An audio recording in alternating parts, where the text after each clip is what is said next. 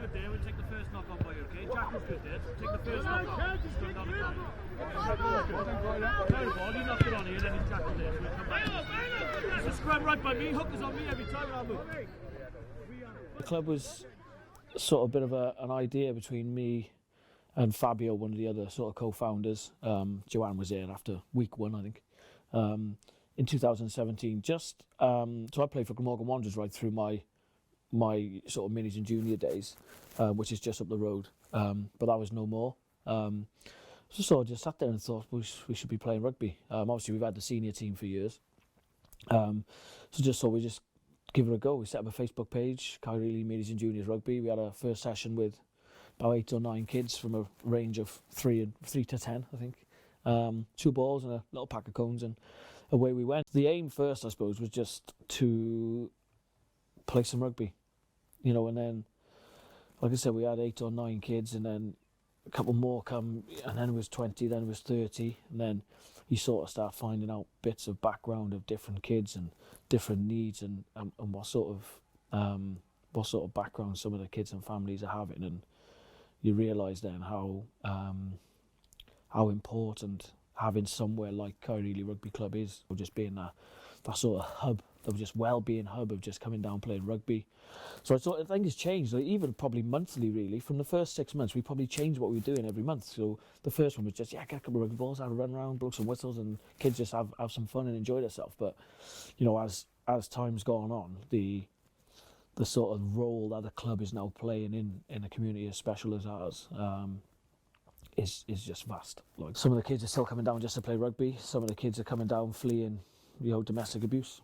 Some of the kids coming down fleeing alcoholism in the house. Some of the parents are coming down fleeing alcoholism, and you know that's not everyone, but some of the needs and some of the backgrounds and some of the home lives of some of these children is quite scary. The overriding theme and the overriding purpose of the club now is to be there, just for whatever. You know, we've put that on social media. Anyone struggling, we're there. You know, and we will be. We're here every Sunday, we're every Friday. And over an hour in the WhatsApp groups, we're on the phone. You know, the community that we've got in terms of where people work and that sort of stuff, we've been able to help a few people out in real tough spots. So I suppose the role of the rugby club has become more, well, I got a motto, it's more than rugby. Rugby is a small part of what we do. There you go.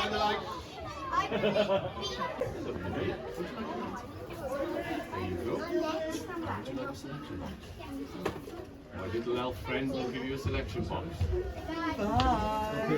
Well, without the club, they wouldn't have anywhere to volunteer. But without the volunteers, we wouldn't have the club. Honestly, like if the volunteers were paid hourly, you know, we'd be looking at a substantial bill for the amount of work that they do. You know, we're no different to all the other clubs across Wales and across the country, but you know, some of our volunteers are going through tough times themselves, so having that capacity for them to come down and help for a couple of hours a week, I think is a huge positive to their life in terms of their health, both, you know, mental and physical. You know, some of our volunteers come down and volunteer and don't watch their kids because they're so busy volunteering and stuff. Like I do the under 10s and my boy plays under 8s, so I think some of the sacrifices people are making just to make sure they're coming down, maybe giving up Sundays working and stuff.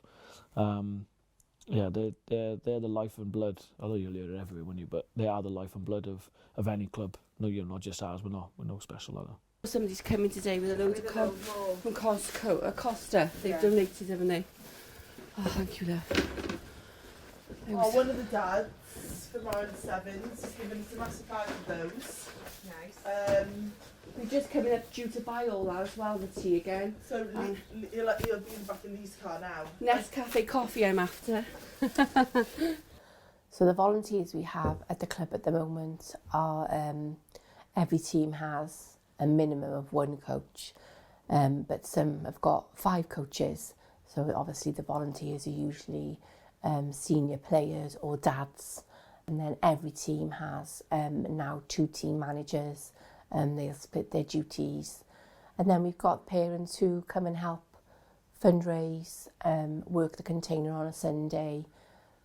So yeah, we've got a nice wide variety of volunteers from all different backgrounds. The planning for a Sunday will probably start on the Friday, where I'll get the numbers of the children that are visiting us from the numbers will come from Liam, who arranges all our fixtures.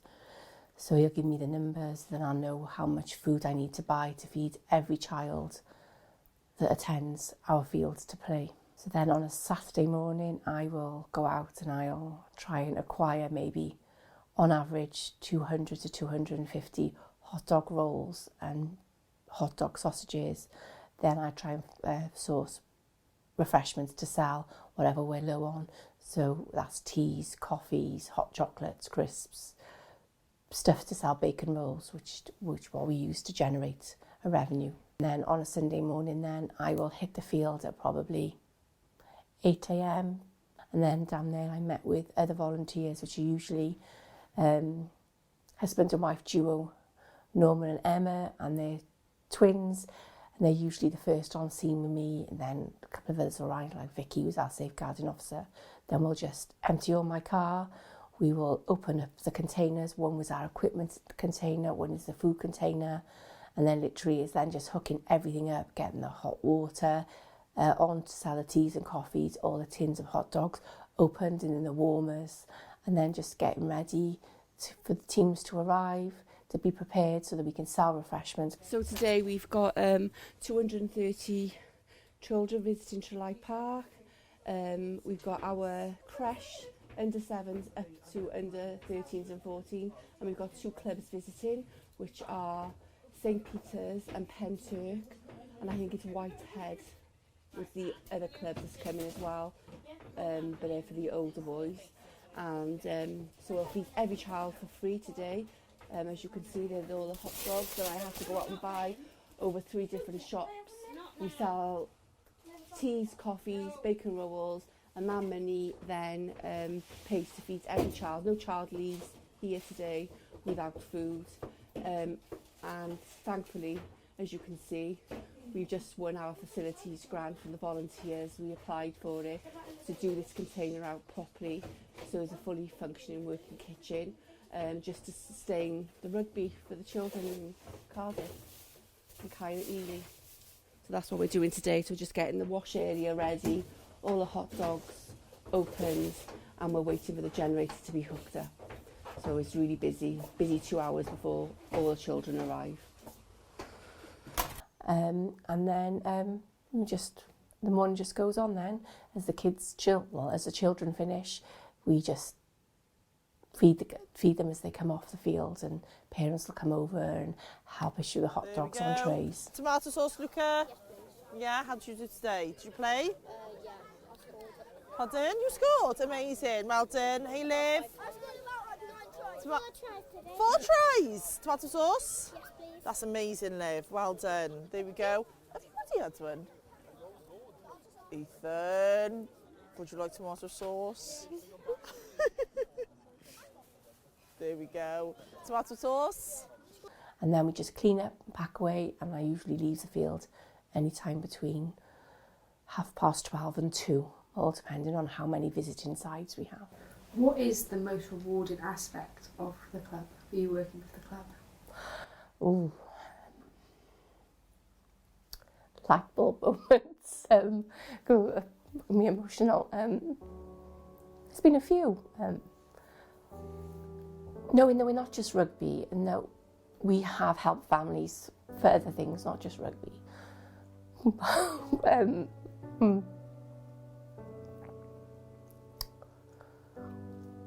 One of the first things was a child who joined rugby, who was larger than the average child and larger than life, lovely personality. And then after just coming up to the end of our season, he wore a tag belt, and we had to put 2 together for him. And coming up to the end of the season, running across to me and waving his tag belt and saying, "Joe, Joe, Joe, I'm down to 1 tag belt." That was just amazing for me, because I knew that it bothered him. He never said, but he never gave up. So that was rewarding. Are there times when you want to give it up and it becomes all a bit too much? I've had plenty of those moments, but they're always, I dig myself out of those and I look at all the good things that have come out of it, and I know we've been there and we've turned people's lives around, even some of our coaches. We've made them take better paths. So yeah, there's been many times where I've been spoken to in a way that I just think, you don't really realise how many hours I give to this that I don't tell people about. You know, I work full time for the NHS. You know, I work long hours, hard hours, all the way through COVID. So when somebody tells you, oh, it's all about you, and actually, no, you don't have no idea when I'm up at night writing reports for the WRU on safeguarding issues, and I'm banking, and I'm running around Cardiff trying to source kit, running around my community dishing out kit because I know a child hasn't got kit and I don't want them to not come to training, picking up other children, other parents' children, because the parents can't bring them, and I don't want them to miss training because I don't want them to fall into that habit of not coming. So, you know, when people are derogatory towards you and they got no idea because I don't put it on a billboard for everybody to see, it is a kick in the guts. But then I just think, well, actually, your opinion really don't matter. So what keeps me going are all those light bulb moments when you see a child score their first try. You know, you just can't put a price on it. It is priceless.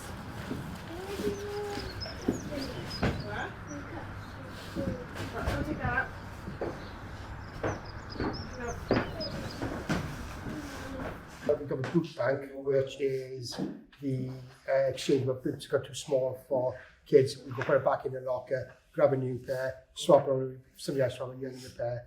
You see it with Club has been helping a food bank. We've been getting them involved, bringing food down. Parents who can't sort of afford it, or they are struggling to get to eat, have hot meals and everything. We'll provide a hot dog meal at the end of the game. Christmas time, Joe put a message on the groups. Anybody struggling with Christmas dinner, let them know. A few parents reached out to us. Joe managed to get ingredients, dinner sorted, ready, just so they could have something for Christmas dinner. And even just give Christmas presents that people didn't want and donated so their kids could open something. Because we have people in the club who are fine, can afford things, but there are a lot of people in this club who can't and struggle a lot. And we're here. We've done sponsored walks. We've done bucket collections to help with the cost of maybe going on tour and things like that, because people can't afford to just pick out that amount of money. So if we're fundraising, that cost is covered and they can enjoy and get involved and be part of the team that they might not have been able to do before. Rugby, it can be as cheap as expensive as you want it to. If you want to be buying all the merchandise, you can. If you don't, you don't. We got the kit. We get sponsors for the kits. No one takes the kits home. I take the kit home and wash it. But yeah, the cost is just, they don't need it. You know, they pay a registration fee, and pretty much that is it. And your subs are minimal throughout the year then. And it's a good family club as well. It's a good community club. You know, you can't get better than what we have here, where everybody sticks together and everybody works together. Oh, it's massive. It's definitely got everybody together. We're having a huge quiz night, bringing the community together now, and that's raising money for the minis and juniors.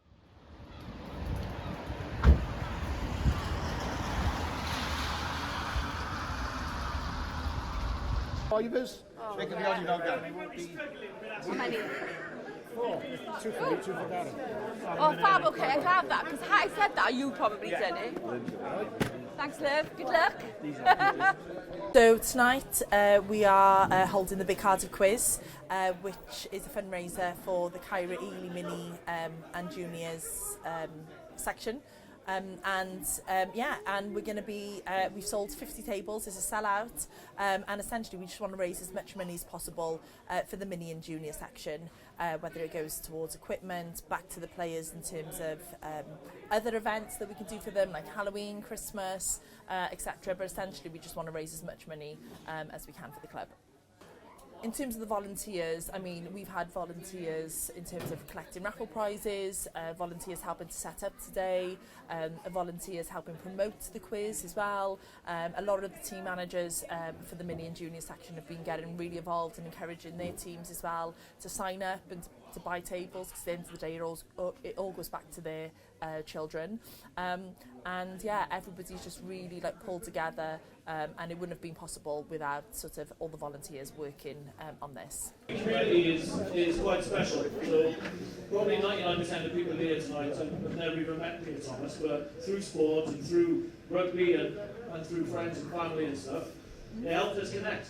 And that's what we do with some of the young people down in Caerau. It's no more than an hour on a Sunday, connecting with some of the greatest kids you'll ever meet. Okay, so some of your generosity tonight is going to go towards helping them keep on that rugby journey, stay on a good path, you know, and making something of their lives. So without further ado, I'm going to get going as soon as Glenn sits down. Right, Glenn. And introduce to you the Phil Steele, OBE, Old Boy of Ely. Get going. Everyone comes from somewhere, and I'm very proud of the fact that even though I left Ely in 1985 when I got married, I'm still very proud of my Ely roots. It was a fabulous place to grow up when I was a kid. Great people, and it's lovely to come back and put something back into the community. And Caerau Ely Mini and Juniors do such great work for the community, and particularly for disadvantaged people in the area. So it was a bit of a no-brainer, really. It's lovely to be able to come and put something back. Well, rugby is such a bridge builder as a sport, and it's such a social sport. So it's almost like a community within a community. And in a place like Ely, which is a big, mainly council estate, and one of the most deprived areas of Wales, really, as well as Cardiff. Anything that brings the community together, be it sport, whatever sport, be it any community activity, is vital for the community. Caerau Ely do. One of the things that attracted me to Caerau Ely was the fact that they don't just teach the kids rugby. They feed them. They do a boot bank. They do a food bank. Hot meals for the kids. It's much more. It's almost a social service, a social enterprise, as much as it's a rugby club, and that's fabulous. We've got some great sportsmen as well taking part. We've got Glenn Webb, who was Wales Rugby International, the first player to score a hat-trick at a World Cup for Wales, in the first Rugby World Cup in 1987. We've got Big Jim Mills, a man who played for Great Britain Rugby League, Wales Rugby League, was sent off 19 times. Most of them were, as Jim always says, most of them were mistaken identity. And we've also got a former British and Commonwealth light heavyweight boxing champion, Eddie Avoth, who was one of the famous Avoth families in Ely that were all boxers. So there's some great characters here. But amongst all the celebs, should we say, the ones who've made it big, there are just great down-to-earth people who do their bit for Caerau Ely, rugby, football, cricket. They have a cricket team, and those people are Ely. The people make Ely. So I'd just like to thank those who have stepped up from the beginning, and especially for the last 12 months. Can we give all those a round of applause?